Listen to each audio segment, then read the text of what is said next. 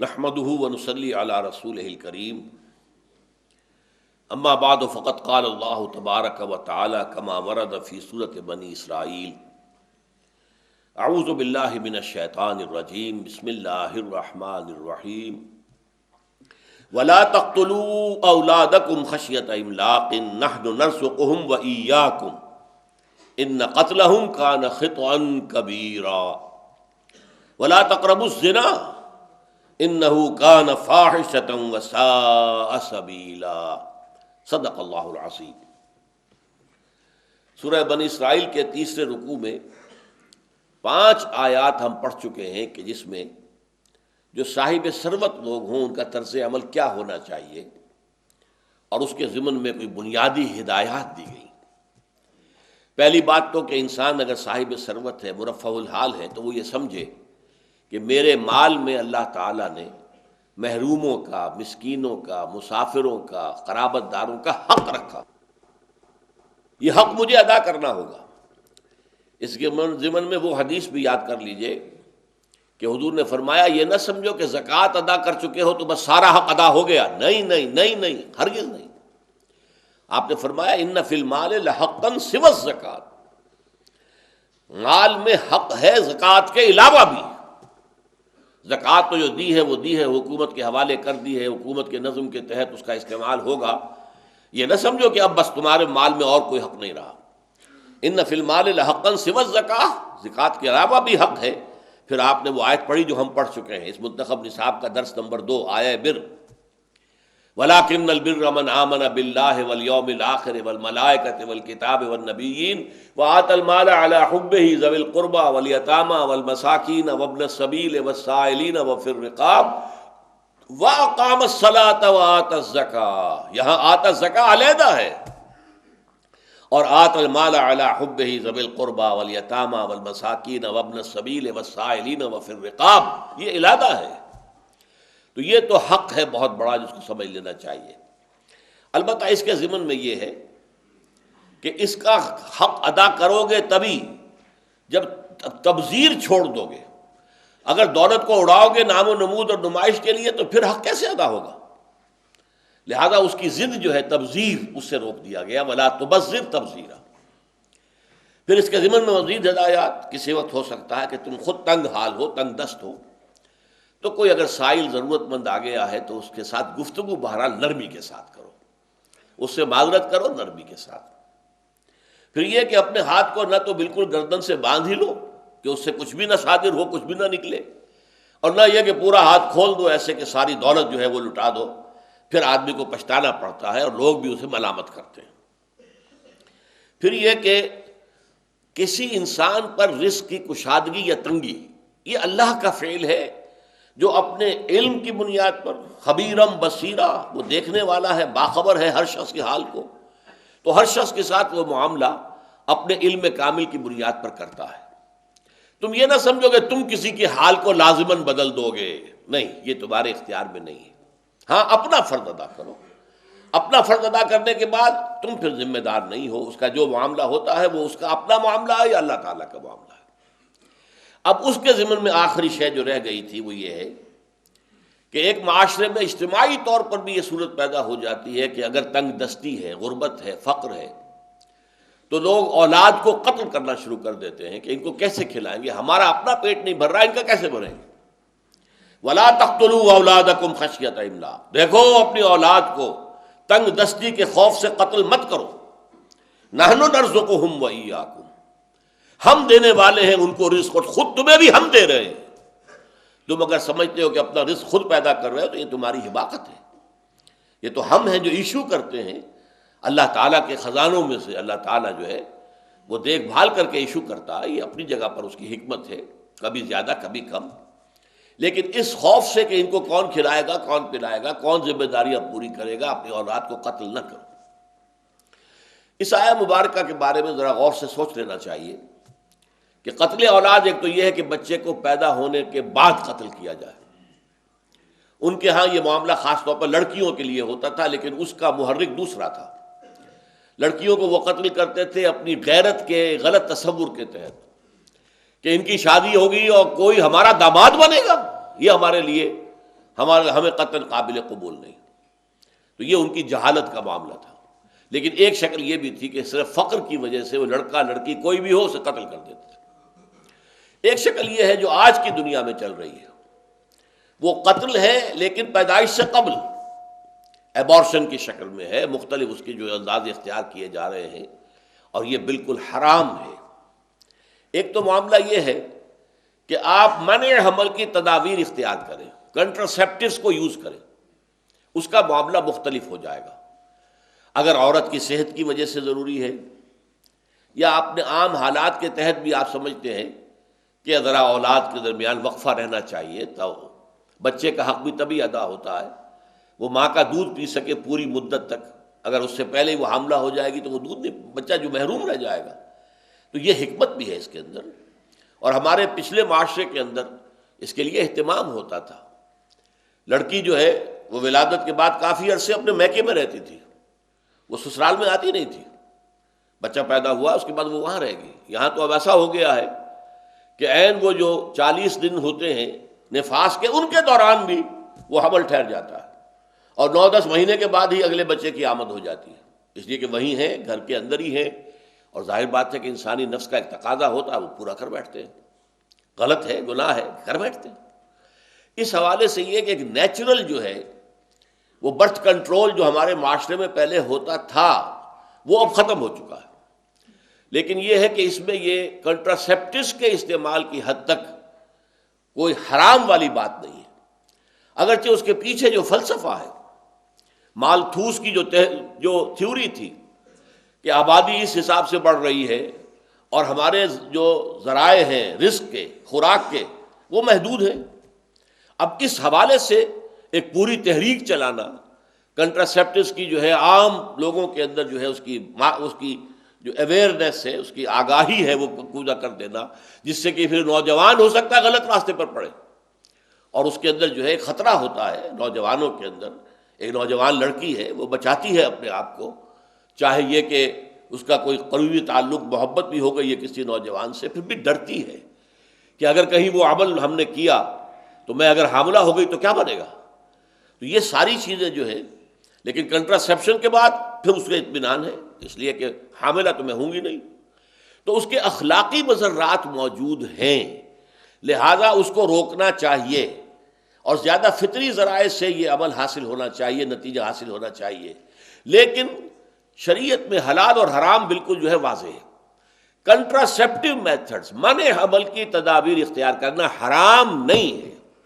اس کے لیے احادیث موجود ہیں کہ عزل کی حضور نے اجازت دے دی تھی، اگرچہ آپ نے کراہت کے ساتھ اجازت دی. ایک جنگ کے موقع پر بہت سی لونڈیاں مال غنیمت میں مسلمانوں کے ہاتھ میں آ گئیں، تقسیم ہو گئی سب کے درمیان.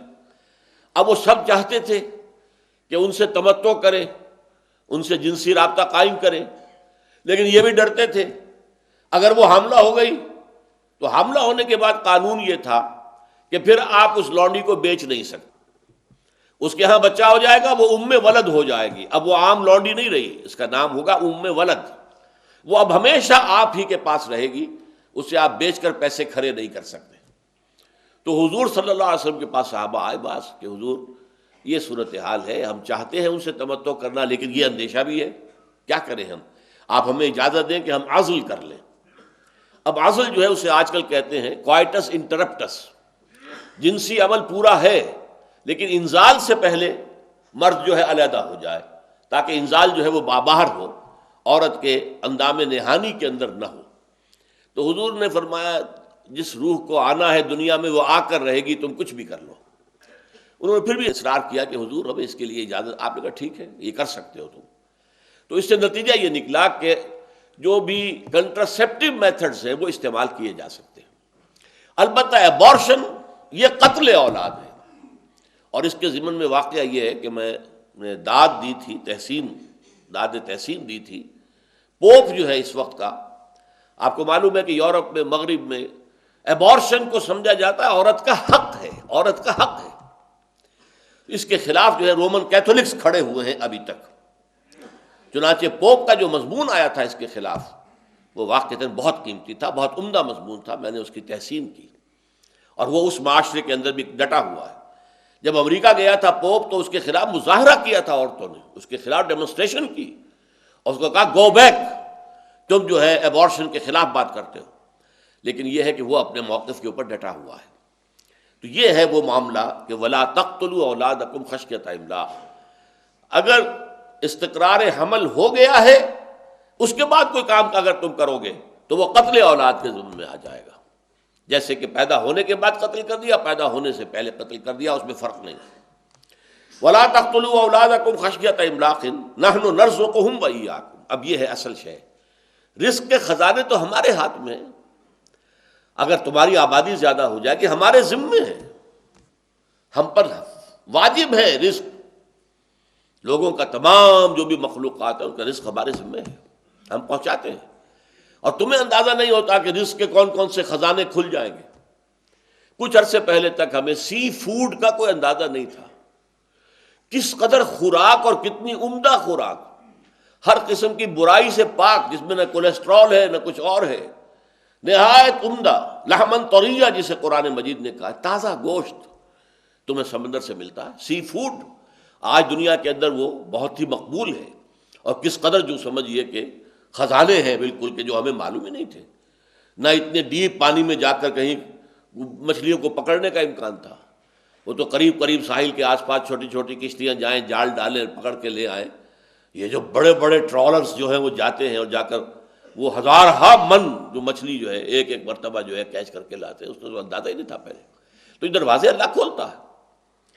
ولا تقتلوا اولادکم خشیۃ املاق نحن نرزقهم وإياکم ان قتلهم کان خطئا کبیرا، یقیناً ان کا قتل کرنا ایک بہت بڑی خطا تھی، بہت بڑا گناہ، بہت بڑی غلطی، اس لیے کہ تم نے یہ سمجھ لیا ہے کہ شاید اپنے رازق تم خود ہو اور بچوں کا بھی رزق تمہارے ذمہ آ جائے گا، یہ رزق تو اللہ تعالیٰ کے ذمہ ہے، اللہ پہنچاتا ہے۔ نحن نرزقهم وإياکم، ہم انہیں رزق دیں گے اور خود تمہیں بھی ہم ہی رزق دیتے ہیں۔ ان قتلهم کان خطئا کبیرا ولا تقتلوا الزنا انه کان فاحشۃ وساء سبیلا، یہ آیہ مبارکہ بہت اہم ہے۔ اسلامی معاشرے کے اندر سیکس ڈسپلن کہ جذبہ جو ہے انسان کے اندر، جنسی جذبہ، اسے پابند کیا جائے۔ اس پابندی کے لفظ سے مجھے حفیظ جالندری کا شعر یاد آیا، کیا پابند نئے نالے کو میں نے، یہ طرز خاص ہے ایجاد میری۔ آواز اگر اصولوں کے مطابق آ رہی ہے تو وہ موسیقی کس قدر کانوں کو لبھاتی ہے، اچھی لگتی ہے، لیکن وہی آواز ہڑبونگ ہو جائے، شور ہو، ہنگامہ ہو، کوئی اس میں نظم نہیں ہے، کوئی پابندی نہیں ہے، نہ سر ہے نہ تال ہے، تو ظاہر بات ہے کہ وہ آدمی کے لیے اس کو برداشت کرنا مشکل ہو جاتا ہے اور انسان کی جان پر بن جاتی ہے۔ تو یہ پابندی جو ہے یہ در حقیقت اس کائنات کے اندر یہ اٹس دی رول۔ تو جنسی جذبہ چونکہ نہایت زوردار ہے، نہایت زوردار۔ اب یہاں اس معاملے کے اندر میں یہ کہا کرتا ہوں کہ ہمارے جدید جو مفکرین ہیں، مغرب پرست خواتین اور مرد، وہ کہتے ہیں یہ تو مولویوں نے اتنا بڑا مسئلہ بنا دیا، انہیں سیکس ہی سیکس نظر آتا ہے، انہیں ہر عورت کو دیکھ کر سیکس یاد آ جاتا ہے، حالانکہ ہمارا تو یہ معاملہ نہیں ہے، حالانکہ بکواس ہے یہ۔ جس کو وہ کہتے ہیں کہ وہ بابا آدم ہے جدید سائیکالوجی کا، فرائڈ، اس کے نزدیک انسان کے داعیات و محرکات عمل میں موسٹ پاورفل، سب سے زیادہ قوی وہ جذبہ سیکس ہے۔ اس نے تو یہاں تک پہنچائی یہ بات کہ باپ اگر محبت بھری نگاہ سے بیٹی کو دیکھ رہا ہے تو یہ بھی سیکس کی بنیاد پر ہے۔ باپ مرد ہے، بیٹی بھی جو ہے وہ عورت ہے، لڑکی ہے۔ ماں اگر بیٹے کو محبت بھری نگاہ سے دیکھتی ہے تو یہ بھی سیکس ہے۔ تو اس کی تو انتہا یہ ہے، اور وہ کہتا یہ کہ سب سے بڑا محرک یہ ہے۔ آج کے جدید مفکرین کی مصیبت یہی ہے کہ ہر ایک کے دماغ میں ایک چیز سوار ہو گئی اور اس نے اسی کے اوپر سارا ایکسپلین کر دیا، سارا کا سارا جو معاملہ ہے انسانی تمدن کا اسی کے گرد گھما دیا۔ مارکس کو معاشی ضرورت، پیٹ معاشی، یہ اتنا زوردار نظر آیا کہ باقی ہر شے، اخلاق ہوں، کچھ ہوں، کوئی شے نہیں ہے، مذہب ہو، اصل شے پیٹ ہے۔ اور فرائڈ کو جنس نظر آیا، کسی اور کو ایڈلر کو حب تفوق نظر آیا، دی ارج ٹو ڈومینیٹ، کہ ہر ذی روح جو ہے کوشش کرتا ہے کہ وہ دوسروں کے اوپر اپنا جو ہے روب ڈالے، ان سے اوپر ہو جائے، ڈومینیٹ کرے، لوگ اس کا کہنا مانیں، اس کی سنیں اور تابع داری کریں۔ ڈومینیشن کا جذبہ جو ہے، حب تفوق۔ لیکن یہ سب اپنی جگہ ہیں۔ انسان کے اندر پیٹ بھی ہے، اس کے تقاضے بھی ہیں، لازماً ہے، اس میں کوئی شک نہیں۔ جنس بھی ہے، اور جنس کا جذبہ بہت زوردار ہے، اس میں کوئی شک نہیں۔ یہ جذبہ اگر اتنا زوردار نہ ہوتا تو کوئی شادی کرتا ہی نہ۔ بھائی اپنا اکیلے کا پیٹ پالنا، ساتھ ہی ایک اور آ گئی ہے، اس کا بھی پیٹ پالنا ہے۔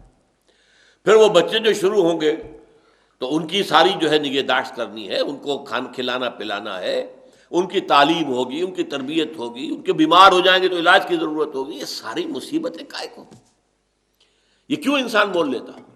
اگر یہ جنسی جذبہ انتہائی شدید نہ ہوتا، ہے یہ جنسی جذبہ انتہائی شدید ہے، لیکن اس سے ڈسپلن میں لانا، ایک نظم کا پابند بنانا، یہ ہم پڑھ چکے ہیں سورہ مومنون کی ابتدائی آیات میں بھی، والذین هم لفروجہم حافظون الا علی ازواجہم وما ملکت ایمانہم فانہم غیر ملومین فمن ابتغى وراء ذلک فاولئک هم العادون۔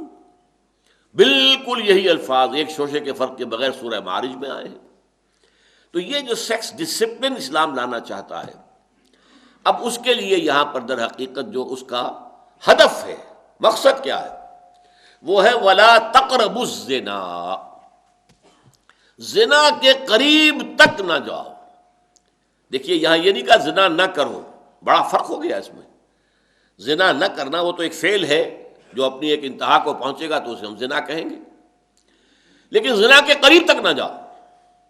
زنا کے داعیات اور زنا کے مقدمات ہیں، نامحرم چہرے کو عورت کے دیکھنا ارادے کے ساتھ، ایک مرتبہ نگاہ پڑ گئی، دوسری مرتبہ آپ نے جان بوجھ کر دیکھا ہے، یہ بھی زنا ہے۔ حضور نے کہا یہ زنا العین ہے، یہ آنکھ کا زنا ہے۔ آپ نامحرم عورت کا جو بھی حسن ہے اس سے لذت لے رہے ہیں نگاہوں کے ذریعے سے۔ گو ہاتھ میں جنبش نہیں، آنکھوں میں تو دم ہے، رہنے دو ابھی ساغر و مینا میرے آگے، یہ بھی تو ہے۔ پینے پلانے کے وقت سے تو میں گزر چکا، لیکن ابھی ساغر و مینا میرے نگاہوں کے سامنے تو رکھو، مجھے آنکھوں کی ٹھنڈک تو ملے۔ اس طرح نامحرم عورت کی آواز کو سننا اور کان لگا کر سننا، اب اس میں بھی ایک مٹھاس ہوتی ہے، لوچ ہوتا ہے، عورت جن سے نازک ہے اور ہر اعتبار سے اس کے اندر جو ہے اس کا اثر ہے اس کی زندگی کے اندر، یہ بھی زنا ہے، یہ کان کا زنا ہے۔ کسی نامحرم عورت کے جسم کو ہاتھ لگانا یہ بھی زنا ہے، زنا الید، ہاتھ کے لمس کے ذریعے سے انسان جو ہے وہ ایک جنسی لذت حاصل کرتا ہے۔ ان سب کا راستہ روک دیا جائے، اور اس کے لیے ظاہر بات ہے کہ قرآن مجید نے اور حدیث نبوی نے یہ پردے کا سارا نظام اس کے لیے قائم کیا گیا۔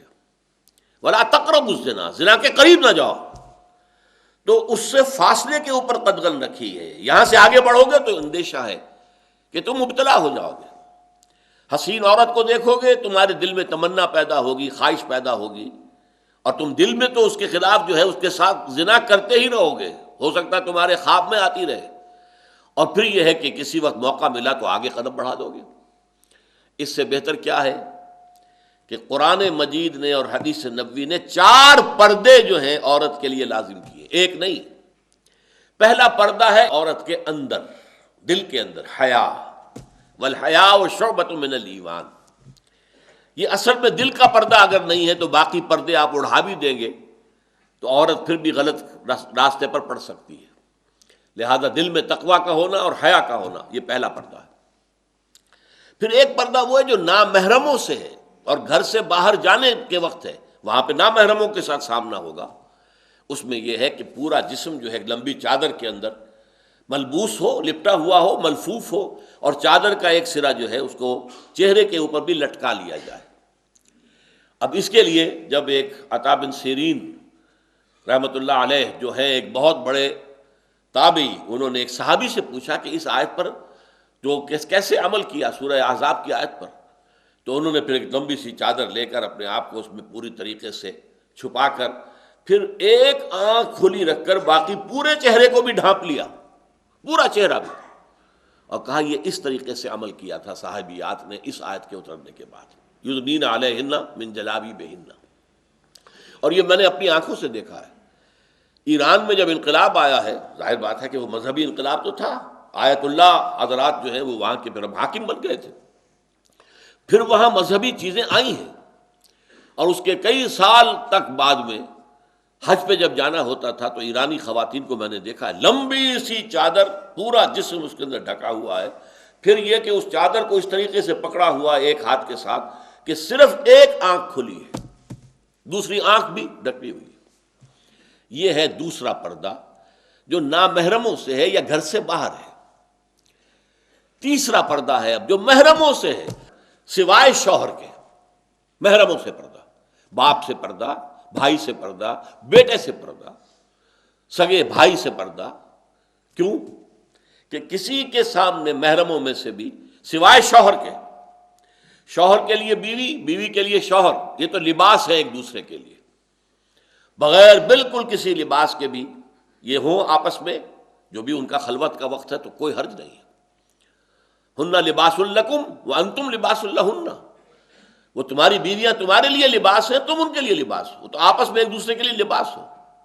ان کے لیے کوئی ستر کا حکم نہیں ہے، لیکن ان کے سوا باپ ہو، بھائی ہو، بیٹا ہو، بھانجا ہو، بھتیجا ہو، کسے باشد جس کی لمبی فہرست دے دی گئی ہے سورہ نور کے اندر مکمل، ان کے سامنے بھی عورت آئے گی تو چہرہ تو کھلا ہوگا، ہاتھ کھلے ہوں گے، پاؤں کھلا ہوگا ٹخنے سے نیچے، باقی پورا جسم جو ہے وہ کورڈ ہوگا، اور لباس بھی ایسا کہ جو تنگ نہ ہو باریک نہ ہو، دو شرطیں پوری کر رہا ہو۔ باریک لباس جس میں سے جسم جھلک رہا ہو، نہیں، حرام۔ تنگ لباس جس سے جسم کے جو نشیب و فراز ہیں وہ نمایاں ہو جائے، یہ مردوں کا معاملہ بھی ہے۔ بعض لوگ جو یہ پہنتے ہیں بڑی تنگ پینٹیں، ان میں آپ کو معلوم ہے کس طریقے سے ان کا جو ہے وہ سطر نہیں ہوتا پھر پوری طریقے سے، بلکہ جسم کے اعضاء جو ہیں ان کے نمایاں نظر آتے ہیں چاہے لباس پہنا ہوا ہے۔ تو یہ ہے محرموں کے سامنے پردہ، اور محرموں کے سامنے لباس کے علاوہ ایک اضافی شے جو سینے پر ابھار ہے اللہ نے پیدا کیے ہیں، جو عورت کے نسوانی حسن کا ایک بڑا اہم حصہ ہے، ان کے اوپر اضافی کورنگ ہونی چاہیے، وہ ہے اوڑھنی۔ وہ اوڑھنی جو کہ عرب کے اندر پہلے یہ تھا کہ سر پر ڈال کر اور باقی پیچھے پھینک دیتے تھے اپنی کمر پہ، حکم دیا گیا نہیں، یدنین علیہن من جلابیبہن، اس اوڑھنی کو جو سر کے بالوں کو چھپا کر اور گردن کو بھی چھپائے، اور پھر اس کا ایک بکل جو ہے وہ سینے کے اوپر آ جائے، یہ اضافی کورنگ ہے، اضافی کورنگ ہے۔ چاہے نیچے اس نے کرتا پہنا ہوا ہے، لیکن کرتے کے باوجود ظاہر بات ہے کہ سینے کے ابھار تو نمایاں ہو جائیں گے، لہذا اس کے اوپر اضافی کورنگ ہے۔ یدنین علیہن من جلابیبہن تو باہر کے لیے ہے، ولیضربن علی جیوبہن بخمرہن، اپنی اوڑھنیوں سے اپنے سینوں کے اوپر بھی بکل مار لیا کریں۔ یہ تیسرا پردہ ہوا۔ ایک چوتھا پردہ ہے اسلامی معاشرے کا، وہ اہم ترین ہے، اس پر لوگوں کی نگاہ ہی نہیں جاتی۔ اسلامی معاشرہ مخلوط نہیں ہے، جدا گانا، سیگریگیشن، مردوں کا دائرہ علیحدہ، عورتوں کا دائرہ علیحدہ ہے، کہیں بھی اختلاط نہ ہو۔ اسکول ہے، کالج ہے، لڑکوں کے علیحدہ، لڑکیوں کے علیحدہ، یونیورسٹیز لڑکیوں کی علیحدہ بنا دیجیے، لڑکوں کی علیحدہ، ان میں میل جول نہیں ہونا چاہیے۔ گویا کہ میں نے اس پہ الفاظ لکھے ہیں کہ جیسے ایک بہت بڑا پردہ معاشرے کے اندر لٹکا ہوا ہے کہ اس نے دونوں صنفوں کو علیحدہ کر دیا۔ مردوں کا ہسپتال ہے، مرد مریض، مرد ڈاکٹر، مرد نرسیں ہونی چاہیے، میل نرسز آرمی میں ہوتے ہیں، اور امریکہ وغیرہ میں بہت بڑا پروفیشن ہے یہ، کسی کو گھر پہ ضرورت ہے تو میل نرس وہ رکھ لیتا، ان کی پوری ٹریننگ ہے نرسوں والی۔ عورتوں کے ہسپتال میں عورت مریض ہے، عورت ڈاکٹر ہے، لیڈی ڈاکٹرز ہے، عورت نرس ہے، ٹھیک ہے، ہر کام میں آپ کوئی ایسے انڈسٹریل یونٹس بنا دیجئے، عورتیں کام کریں، عورتیں سپروائز کریں، مردوں سے ساتھ سابقہ نہ ہو، واسطہ ہی نہ ہو، ان کے ورکنگ آورز بھی کچھ کم رکھیں۔ میں نے ایک دفعہ چیلنج کیا تھا، یہ 1982 کی بات ہے، جب میرے خلاف بڑا طوفان اٹھا دیا تھا، لیکن یہ کہ میں نے چیلنج کیا کئی حضرات سے کہ مجھ سے آ کے بات تو کرو، کہاں قدم رکتے ہیں؟ کہیں نہیں رکتے۔ آپ معاشرے میں کاٹیج انڈسٹریز کو عام کر دیجئے، گھروں کے اندر عورتیں کام کریں، انہیں باہر نکلنے کی ضرورت ہی نہیں۔ جنگ کے زمانے میں کاٹیج انڈسٹریز، دہلی کا ایک بہت بڑا جو اس کا محلہ تھا، بڑی آبادی تھی، باڑا ہندو راؤ، میں نے اپنی آنکھوں سے دیکھا ہے، ہر گھر کارخانہ بن گیا تھا، اسی سے لفظ وہاں بن گیا کرخندار، کرخندار، کرخندار، ایک بالکل جو ہے معاشرے کے اندر ایک نئی شے وجود میں آ گئی۔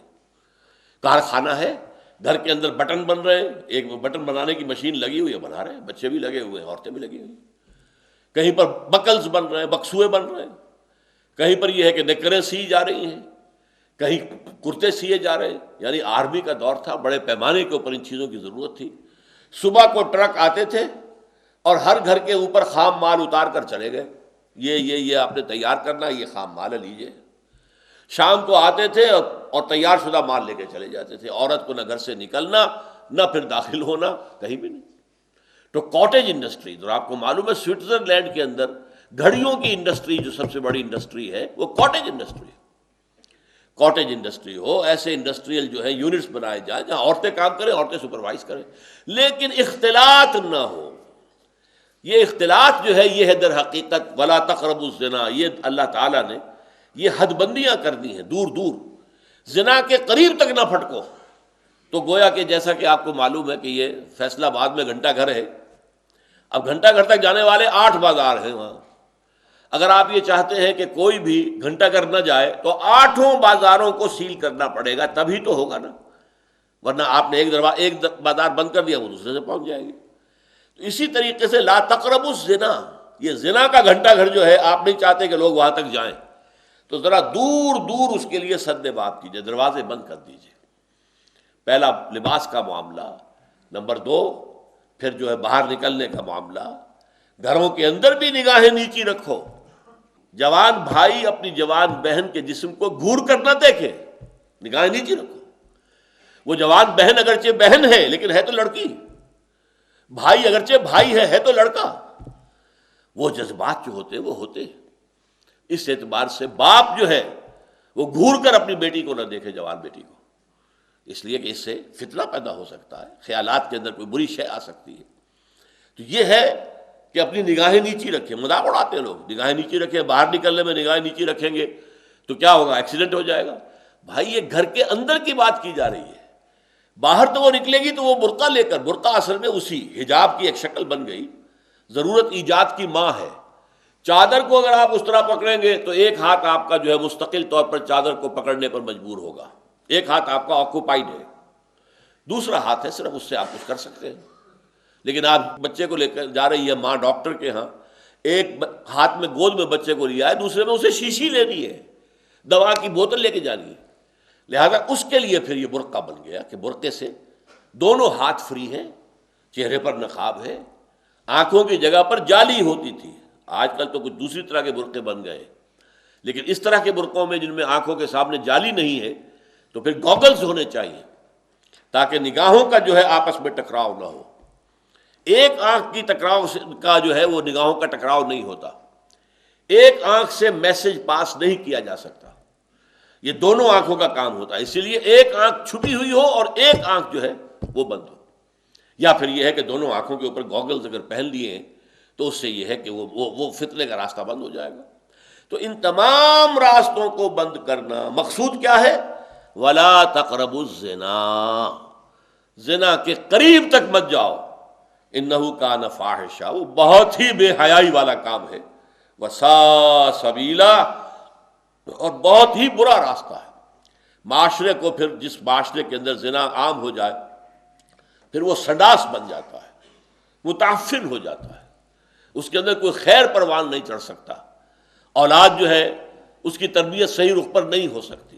اقول قولی ھذا واستغفر اللہ لی ولکم ولسائر المسلمین والمسلمات۔